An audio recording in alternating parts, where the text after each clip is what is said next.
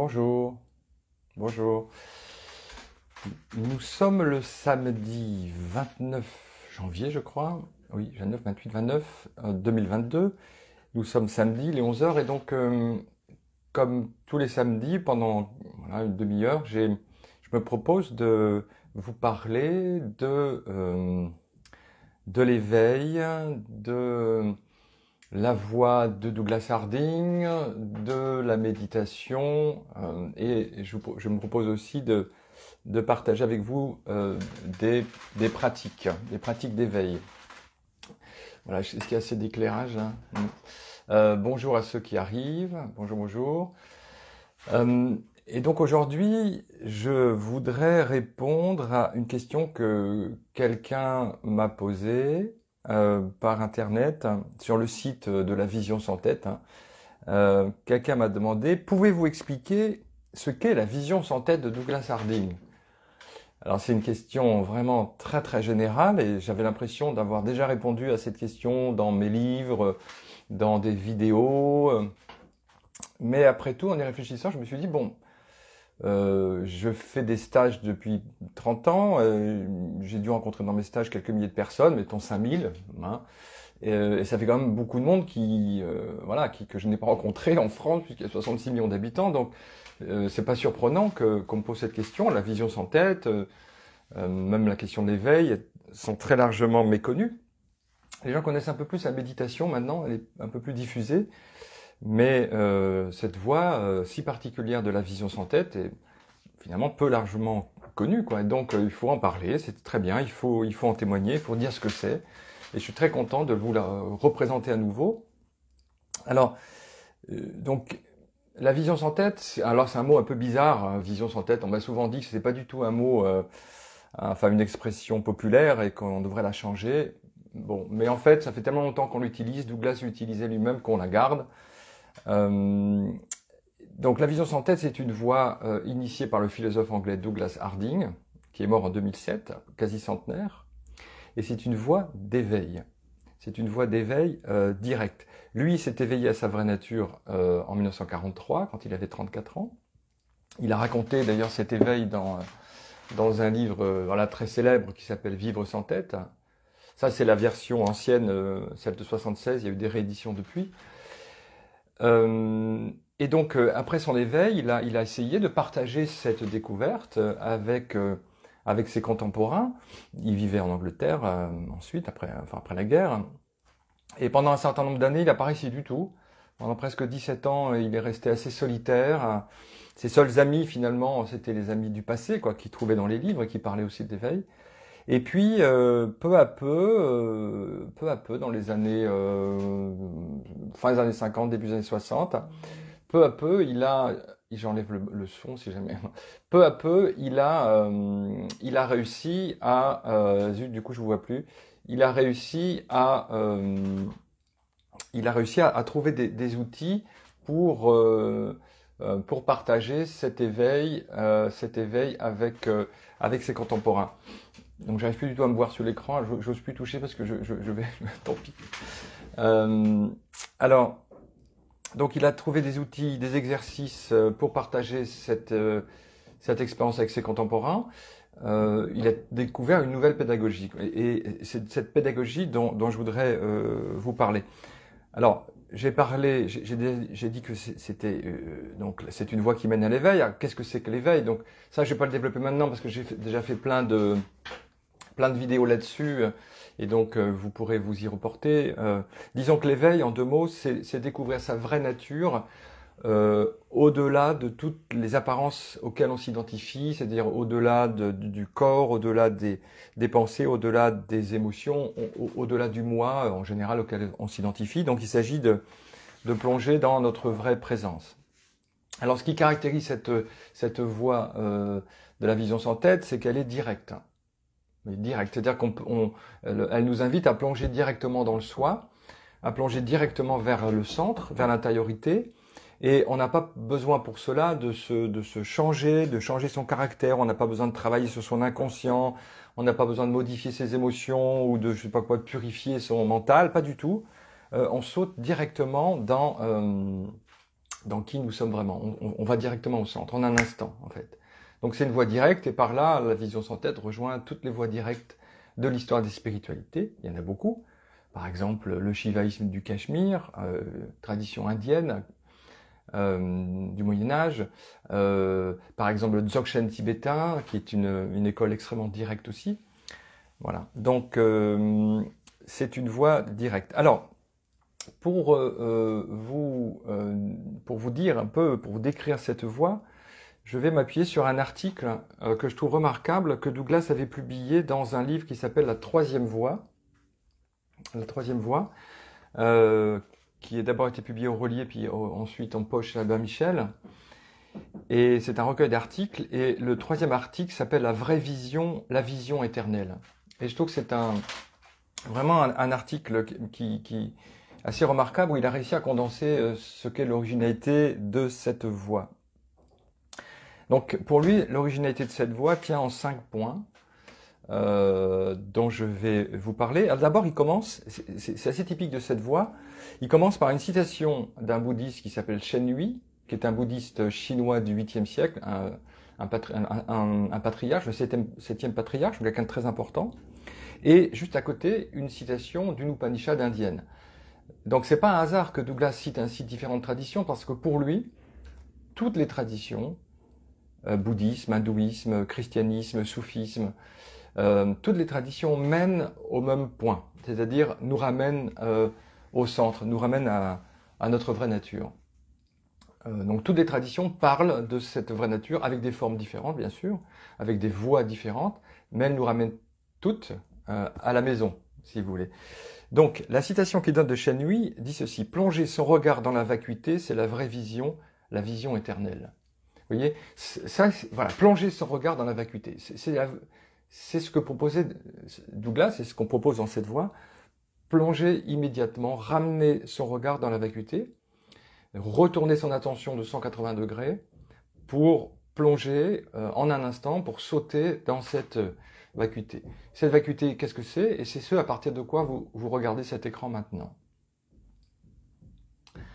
La vacuité, c'est l'espace à partir duquel vous regardez maintenant cet écran. Et c'est, voilà, je la désigne ainsi, je pointe vers elle. C'est cet espace-là que vous découvrez au-dessus de vos épaules. Voilà, c'est ça la vacuité. C'est-à-dire que vous ne regardez pas le monde à partir d'une tête, mais à partir de cette ouverture. Donc ici, Shen Hui, vous voyez, c'est la vision, la vraie vision. Hein, c'est le cœur finalement des enseignements du bouddhisme. Ici, c'est le bouddhisme chinois, bouddhisme Chan chinois.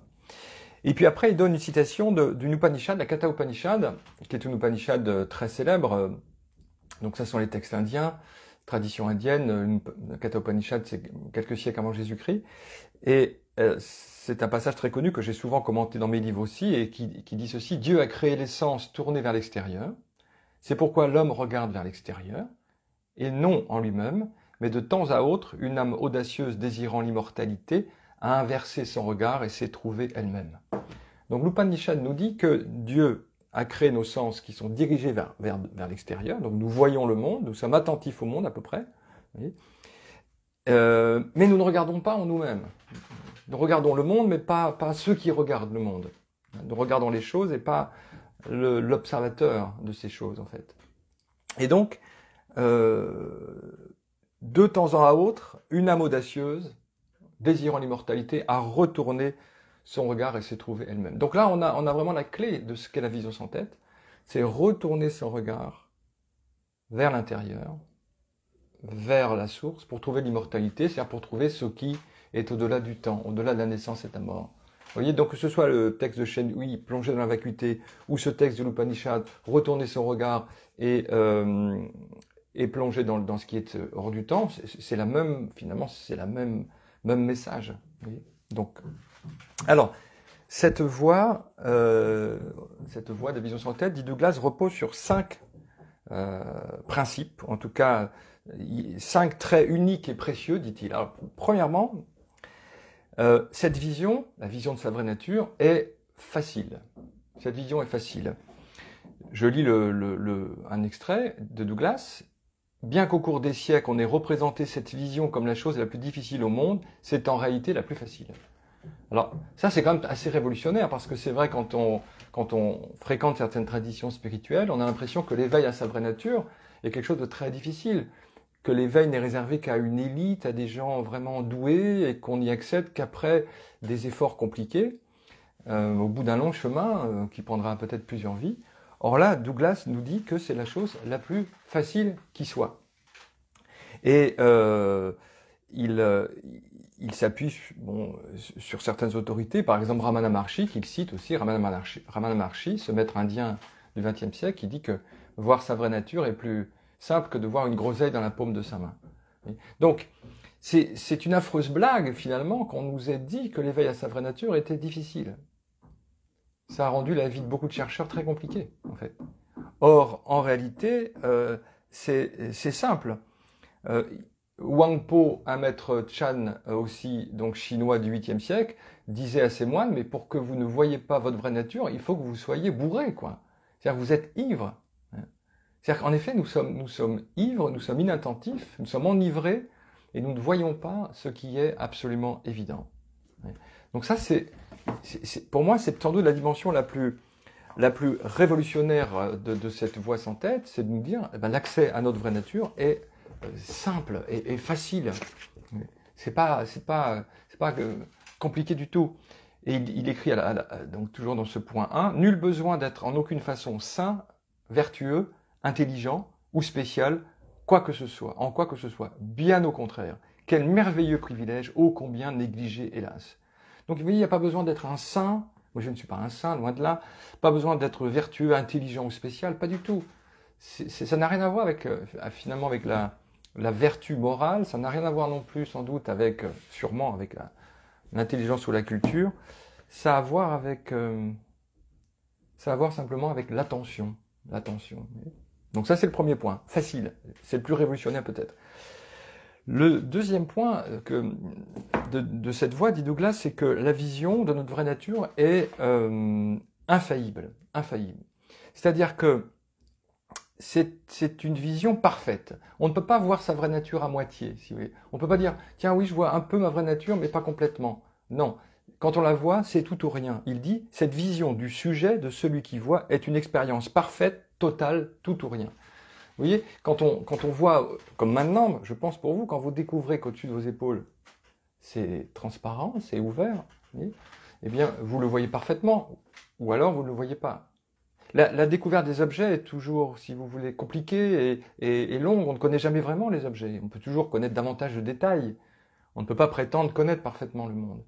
Mais la découverte de cette vraie nature est parfaite. Quand on la voit parfaitement. On ne la voit pas à moitié, à un quart, à trois quarts.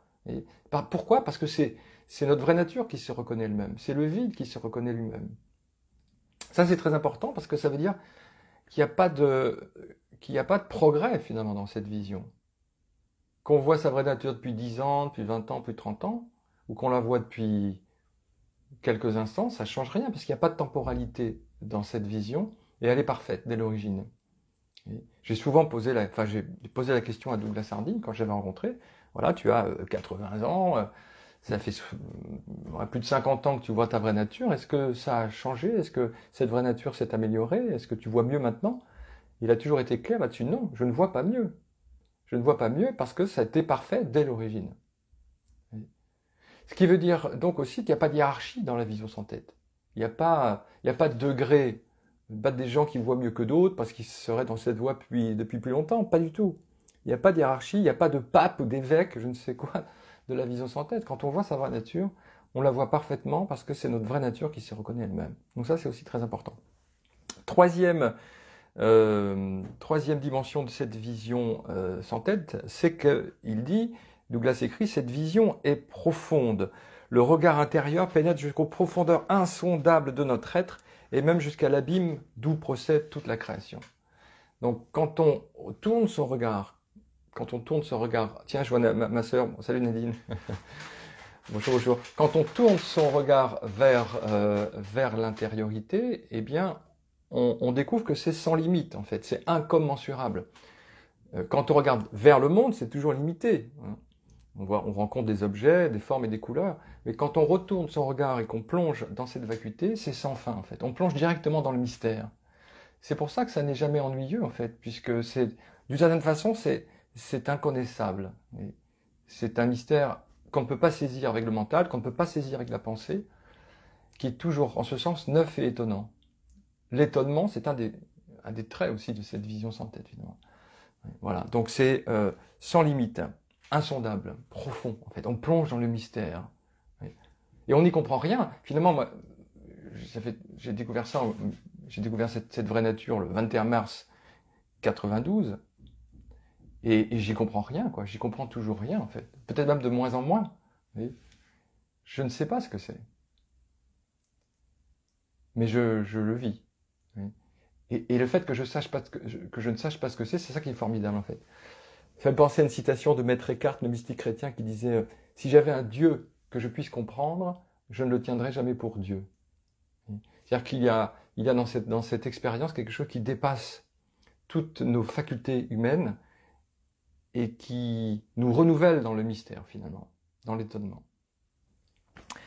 Alors ça, c'était le troisième point. Le quatrième point, très important aussi, Douglas nous dit que cette expérience de l'éveil est absolument communicable. Il écrit « Cette expérience, malgré sa profondeur et le mystère qui l'entoure, est la seule qui soit communicable, parce qu'elle est exactement la même pour tous, le Bouddha, Jésus, Shenhui, Al-Alawi, vous et moi. » Alors Al-Alawi, c'est un mystique soufi, un mystique de l'islam du début du XXe siècle.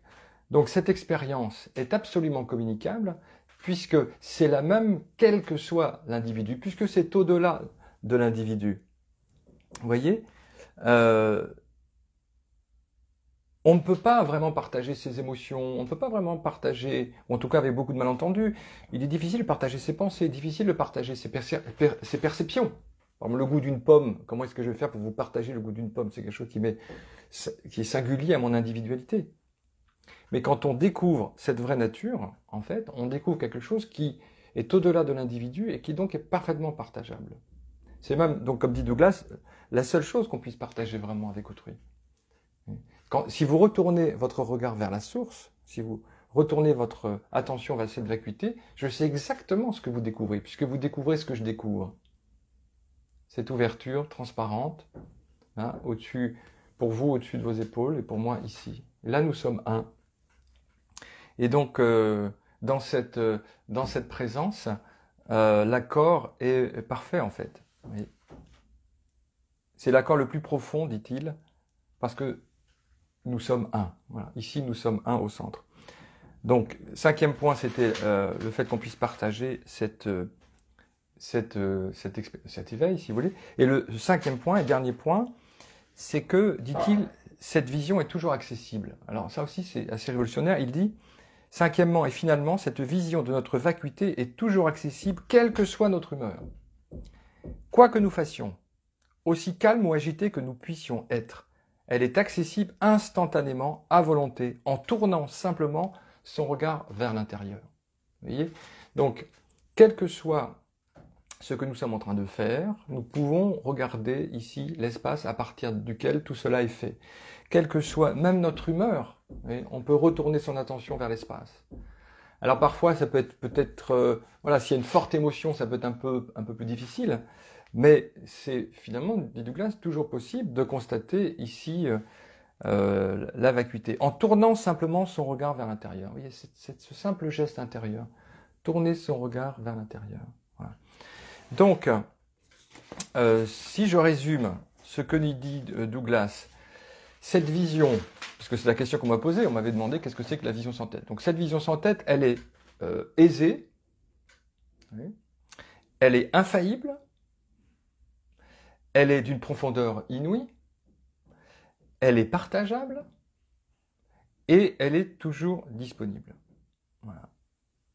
Aisée, infaillible, d'une profondeur inouïe, partageable, toujours disponible. Vous voyez? Et alors, donc, ce qui est assez merveilleux d'ailleurs, parce que effectivement, c'est quand même une bonne nouvelle que ce soit accessible. Mais du coup, la difficulté, car il y en a une peut-être, c'est que comme cet espace est évident, on a tendance à le négliger en fait. On a tendance peut-être, d'ailleurs c'est vrai puisque beaucoup de gens ne le voient pas, on a tendance à passer à côté, à ne pas le regarder. D'abord peut-être parce que les gens qui s'intéressent à la spiritualité attendent une expérience mystique, une expérience d'éveil, qui soit une sorte d'extase. Évidemment, si nous attendons une extase, on peut vraiment passer à côté de cette simplicité, puisque voir sa vraie nature est quelque chose de tout à fait naturel.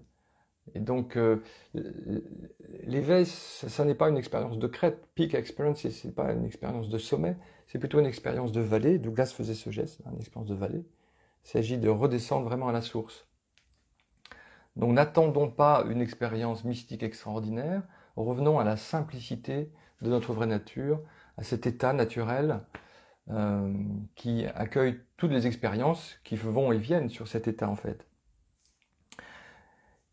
Alors, l'autre difficulté aussi, dit Douglas, de cette voie, c'est que parfois les gens, dans les ateliers, on le voient cet espace, grâce aux exercices, on retourne son attention de 180 degrés et on ne peut pas louper, on ne peut pas ne pas voir cet espace, mais ensuite parfois la néglige en fait, n'en voit pas la portée, n'en voit pas tout l'intérêt en fait.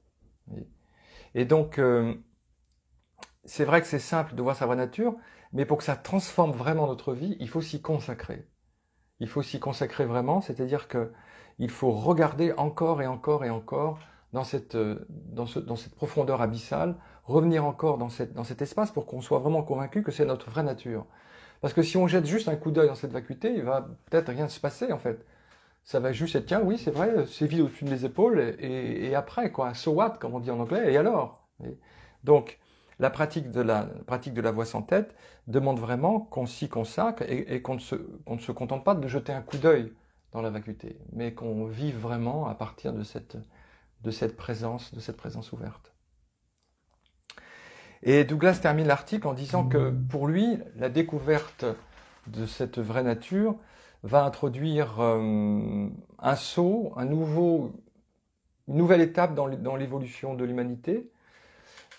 On peut dire qu'il y a eu une étape très importante il y a quelques millions d'années ou quelques milliers d'années, c'est difficile à dater, mais à un moment donné, un homme ou une femme a regardé son reflet sur un lac, a vu son reflet, a vu son apparence et s'est identifié à cette apparence. Elle dit « Ah, en fait, ce que je vois dans le miroir, c'est moi ». Donc, à partir de ce moment-là, sans doute que quelque chose comme l'ego est apparu. Donc, dans l'histoire de l'humanité, à un moment donné, nos ancêtres se sont identifiés à leur apparence. Et l'individu est apparu, le moi est apparu. Voilà. Bon, ça a été une étape très importante. Et aujourd'hui, je crois que la nouvelle étape, et je partage l'optimisme de Douglas, la nouvelle étape, c'est que de plus en plus de gens vont découvrir leur vraie nature. Et peut-être que cette vision de notre vraie nature, qui aujourd'hui est assez rare, en fait, il faut le reconnaître, peut-être que cette vision de notre vraie nature va se diffuser et va peu à peu devenir finalement la norme, et que on saura finalement que être un être humain accompli, c'est de découvrir sa vraie nature. Et je crois que les exercices de Douglas Harding, les expériences qu'il a mis au jour, qu'il a initiées, peuvent permettre d'accompagner l'humanité dans la découverte de sa vraie nature.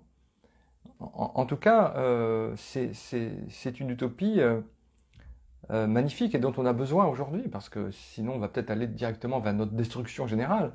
Voyez. Donc, retournons notre attention de 180 degrés. Retournons notre attention vers la source, vers cet espace ouvert, à partir duquel vous regardez cet écran maintenant. Voilà. C'est simple, c'est naturel, c'est accessible, c'est partageable. Alors Douglas n'est plus là, donc il est mort en 2007, mais cette voie continue. Et il y a beaucoup de monde sur la planète qui la partage. Richard Lang, dans le monde anglo-saxon, la diffuse. Je la diffuse autant que je peux dans le monde francophone.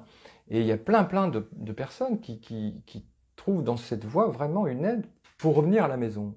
Alors c'est pas la seule voie, et heureusement, il y a plein de voies qui existent, et je vois bien que cette conscience se manifeste aujourd'hui de plein de manières, et c'est génial, quoi.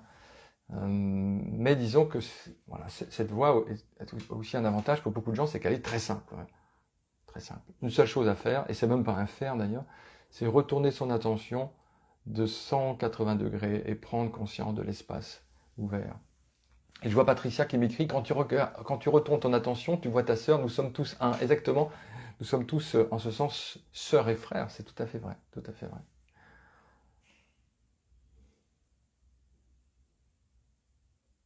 Voilà. Donc, voilà, en quelques mots, une manière de présenter cette voix sans tête, cette voix simple, pure, belle, laïque, démocratique, vers qui nous sommes vraiment, vraiment. Donc je vous invite aussi, voilà, à prendre conscience de l'espace au-dessus de vos épaules. Regardez en ce moment, à partir de quoi est-ce que vous regardez le monde.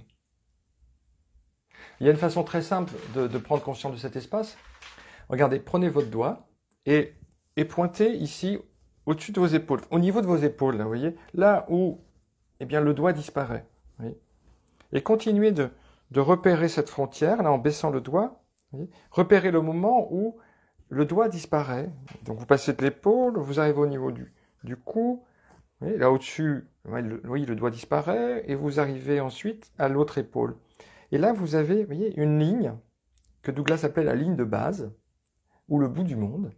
Voyez, et cette ligne, d'une certaine façon, montre que d'un côté, il y a le monde des formes et des couleurs, et de l'autre côté, au-dessus de la ligne, vous avez l'espace ouvert, la vacuité, la transparence, l'absence de couleur, l'absence de forme. Bien sûr, en fait, ces deux dimensions sont une, hein, on ne peut pas vraiment séparer l'espace et le monde, mais pédagogiquement, c'est intéressant de repérer cette ligne. C'est pourquoi Douglas appelle ça la voix sans tête, vous voyez. Vous regardez votre corps, regardez maintenant votre corps, vous voyez vos pieds, vous voyez vos cuisses, vos genoux, vos cuisses, vous voyez votre ventre, vous voyez vos bras, vous remontez, vous avez votre poitrine, puis à un moment donné, ça s'arrête. À un moment donné, ici pour vous, ça s'arrête, et tout commence, en fait. Et vous avez cette vacuité qui apparaît. Et en général, on néglige complètement cette ligne de base, on néglige complètement cette ouverture. On remplit cette ouverture par quelqu'un, par une tête, on s'enferme dans une boîte, et les ennuis commencent en fait. Vous voyez. Donc, cette voie nous invite à ne pas oublier, à ne jamais oublier cette ligne de base et la transparence à partir de laquelle nous voyons le monde. C'est simple, non? Et c'est vrai que c'est un mystère insondable. Au-dessus de cette ligne de base, je découvre la conscience, je découvre l'espace. Je découvre pas José en fait. José, c'est vous qui l'avez là sur l'écran. Ici, je ne vois pas José, je vois le monde, je vois l'espace ouvert. Voilà. Donc, d'abord, vivons à partir de cet espace, hein. Puis ensuite, on peut la partager, hein, bien sûr. Une fois que vous voyez votre vraie nature et que vous connaissez quelques outils, quelques expériences, vous pouvez partager cette découverte. Voilà les amis, merci beaucoup de votre attention. Et puis, donc je rappelle le titre du livre de notre ami Douglas, c'était La troisième voie, qui est maintenant en poche. Voilà. Pour ceux qui ne connaissent pas du tout Douglas Harding et qui nous écoutent aujourd'hui, eh bien, il faut sans doute commencer par Vivre sans tête, son premier livre qu'il a rendu célèbre, Vivre sans tête. Et vous avez justement, dès les premières pages, vous avez la description de son éveil qui est absolument formidable. Donc merci beaucoup les amis, et puis donc voilà, ici nous sommes un, donc c'est parfait, on ne se quitte pas, et puis à très bientôt, à samedi prochain. Au revoir, merci beaucoup, ciao.